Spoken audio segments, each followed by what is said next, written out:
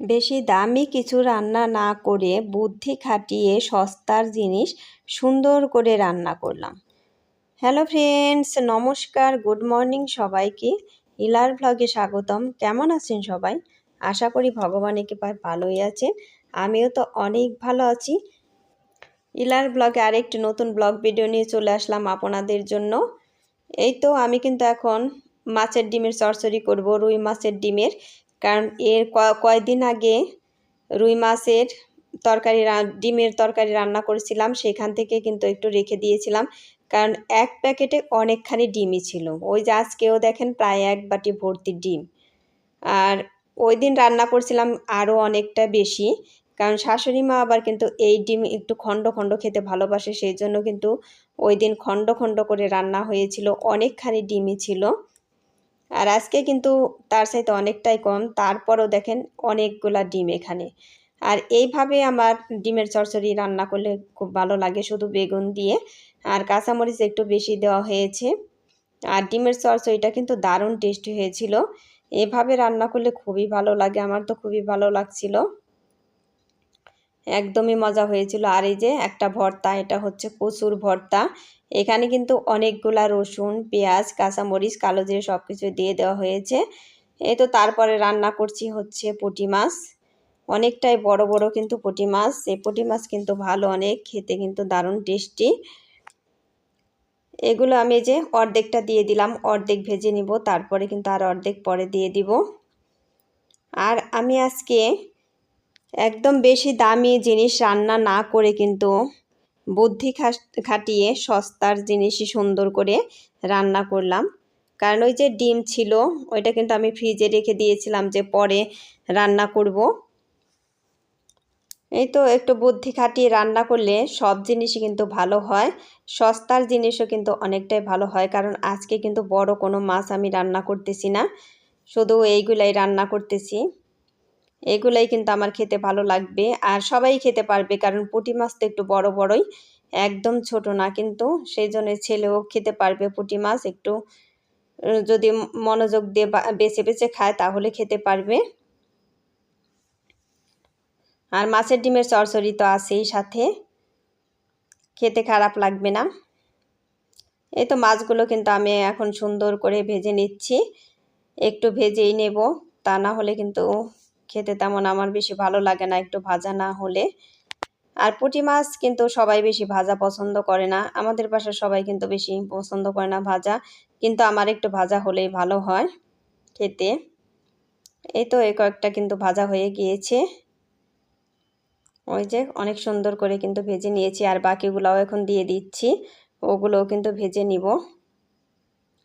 আর বুদ্ধি খাটিয়ে এইভাবে যে কোনো কাজ করলেই কিন্তু অনেকটাই সুন্দর হয়, কোনো কাজই কিন্তু থেকে যায় না, একদম সুন্দরভাবে করে নেওয়া যায়। এই তো আর পুঁটি মাছ কিন্তু অনেকগুলাই ছিল, দেখেন আগেও কতগুলা ভেজে নিলাম, এখনও কিন্তু অনেকগুলাই। এই তো এগুলাও কিন্তু আমার ভাজা হয়ে গিয়েছে, এখন উঠিয়ে নিচ্ছি। আর বাইরে কিন্তু বৃষ্টি হচ্ছে, তারপরেও কিন্তু প্রচুর গরম, কিসের জন্য গ্লাস খুলতে পারতেছি না, কারণ বাতাসে ভিতরে বৃষ্টি চলে আসে, তারপরে বাতাসের জন্য কিন্তু আমার চুলাও নিভে যায় এখানে, সেই জন্য কিন্তু গ্লাস আটকিয়ে দেওয়া হয়েছে, সেই জন্য কোনো বাতাস ভিতরে ঢুকতে পারছে না, এই জন্য কিন্তু গরম।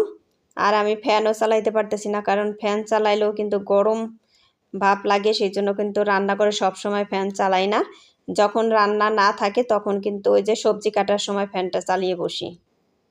আর অন্যান্য কাজ যদি করতে হয় তাহলে তখন কিন্তু ফ্যানটা চালাই, আর রান্নার সময় ফ্যান একদমই চালাই না। এই তো এখন কিন্তু পুঁটি মাছের তরকারিটা রান্না করব। আর পুঁটি মাছের তরকারিটা রান্না করব হচ্ছে আজকে কচু আর ধুন্দুল দিয়ে। আগে কচুগুলো আমি ভালো করে ভেজে নিব, তারপরেই কিন্তু ধুন্দুলগুলো দিয়ে দিব। আর এই পুঁটি মাছের তরকারি কচু দিয়ে কিন্তু দারুণ ভালো হয়। এই তো এগুলো ভাজা হলেই তারপরে কিন্তু আমি ধুন্দুলগুলো দিয়ে দিব। ওই যে ধুন্দুলও কিন্তু সুন্দর করে কেটে নেওয়া হয়েছে। আর কচু এইসব জিনিস কিন্তু শাশুড়ি মাই কেটে দিয়েছেন, সবসময় কিন্তু শাশুড়ি মাই কেটে দেন। আর সকালের সবজি যেটা, সেটা কিন্তু আমি রাতে আমি নিজেই কেটে নিই। এই তো কচু ধুন্দুল এগুলো কিন্তু ভাজা হয়ে গিয়েছে, এখন পরিমাণ মতো আমি ঝোল দিয়ে দিচ্ছি।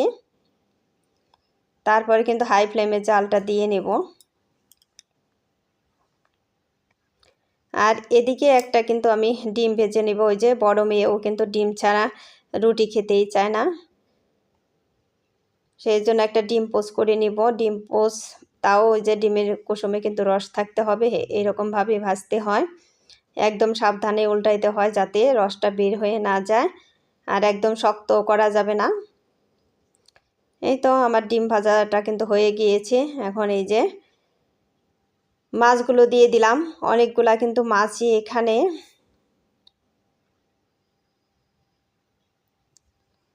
এই তো ওই যে ও কিন্তু খাচ্ছে, এখন কিন্তু আমিও খেয়ে নিব। আর এখন বেলা কিন্তু 9:30 বেজে গিয়েছে। আর এই যে আলুর দম রান্না হয়েছিল, আজকে কিন্তু সকাল আলুর দম রান্না হয়েছিল, ওই আলুর দম দিয়ে রুটি খাবো।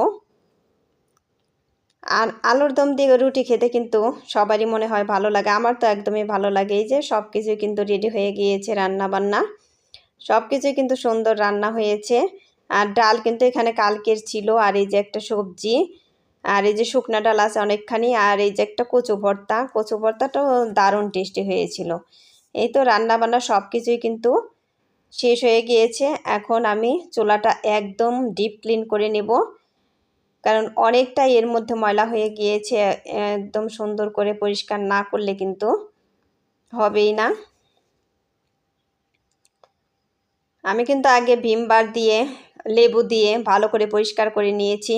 আর বন্ধুরা, লেবু দিয়ে চুলা পরিষ্কার করলে কিন্তু একদমই ঝকঝকে হয়, আর ফ্লেভারটাও দারুণ আসে।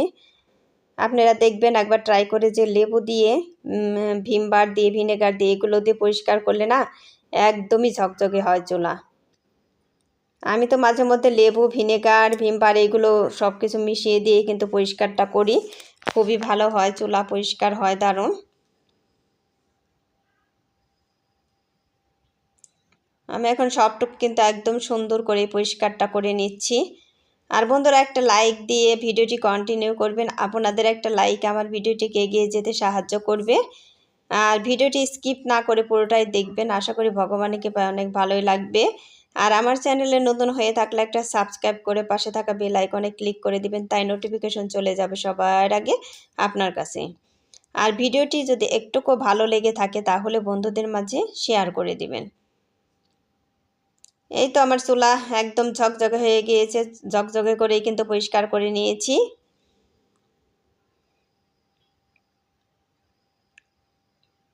মাঝে মধ্যে ভাতের মার, চা এগুলো পড়ে কিন্তু ভিতরে একদম ময়লা হয়ে যায়, ওগুলো কিন্তু ভালো করে পরিষ্কার না করলে হয়ই না।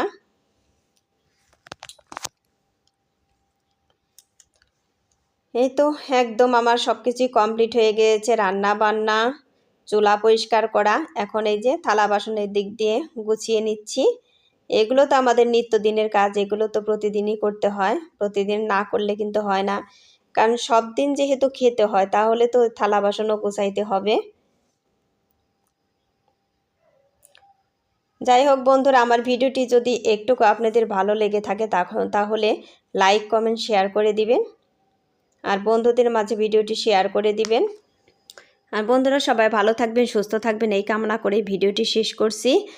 আর সবাই একটু কষ্ট করে আমার ভিডিওটি দেখে নেবেন, আর সুন্দর করে একটা কমেন্ট করে দিবেন। কমেন্ট বেশি বড় করার দরকার নাই, ছোটোখাটো একটা কমেন্ট করে দিবেন। যাই হোক, ভিডিওটি এখানেই শেষ করছি। Tata, bye bye.